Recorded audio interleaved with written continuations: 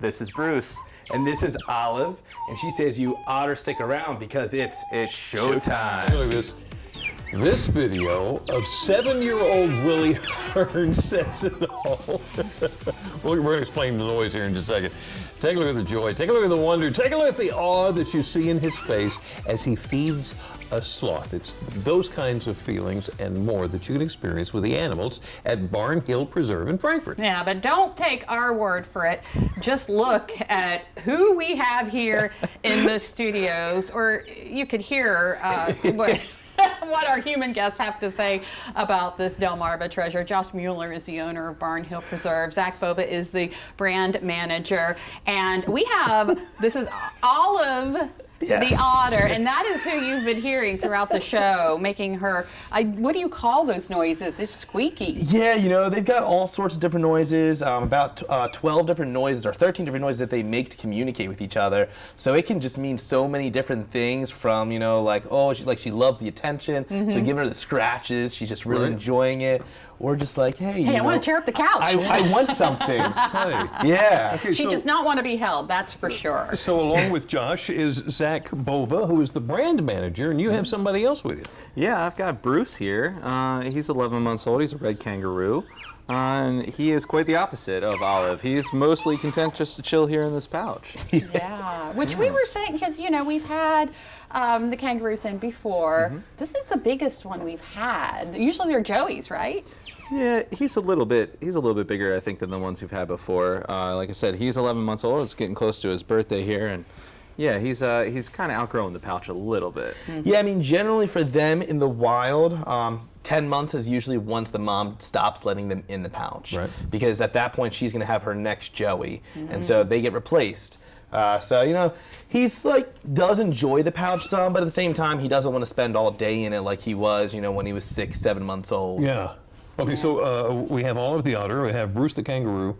What else can we see at Barn Hill? I mean, we've got over 25 animals, or different types of animals at our facility for guests to be able to see. So it's really exciting, from different types of reptiles like blue-tongued skinks, ball pythons for people that like snakes. We've got larger animals. We've got 2 types of camels. We've got the Bactrian camel and the dromedary camel. Oh, wow. We've got a Watusi cow. We've got aardvarks, otters. So there's so many different animals. And then, you know, a new one that we're trying to slowly get people into being able to see is our spider monkeys. Ooh. So that's been a really exciting thing. If you're lucky enough, every now and then we do encounters with them with guests, and they get a chance to have either Charlotte or Peter.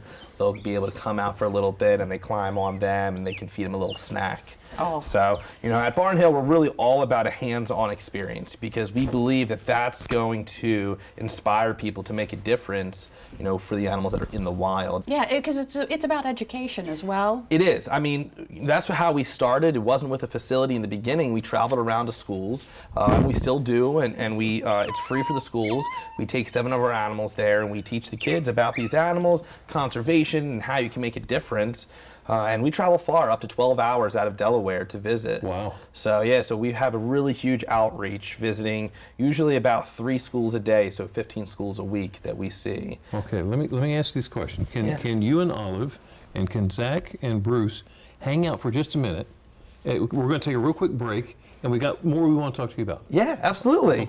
But Olive the otter from Barn Hill Preserve in Frankfort in Historic Studio D today, and she is, she seems like she's irritated, but Josh was just telling us, no, it's just kind of like having a toddler who wants to go explore through the studio. Is that basically it? That's exactly how it is. I mean, now she's very content. She's really enjoying this little love sesh that she's getting over here. And so, you know, they just have so much energy. They have extremely high metabolism. We actually have to feed them 5 times a day. Really? Because their metabolism's so fast. And they're burning it off. Yeah, I mean, they run around, then they pass out, they wake up, they eat, they run around, they pass out. It's just like all nonstop.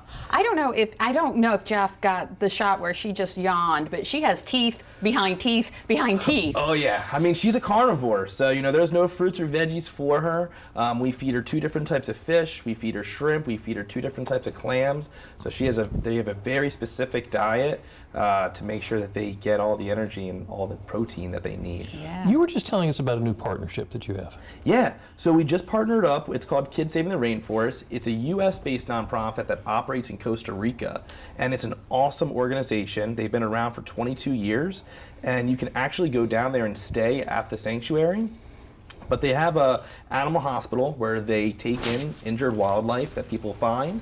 They rehabilitate them and release. And so, like, we have those in the U.S., but it's usually raccoons, squirrels, deer. Down there, it's going to be sloths, spider monkeys, squirrel monkeys. So it's so cool. And you can actually go there and volunteer and help in the sanctuary. Oh, my goodness. Feeding, doing enrichment for these different animals. They do amazing work, and it's made a huge interesting. difference. Yeah. Now, Zach, you have an awesome job there. I can't complain. Yeah. So he seems like he's calming down a little bit. If you were to Yeah. let him go, He'd probably hop around and explore a little bit. I definitely think so. He Probably not chew on as many things as Olive, but yeah.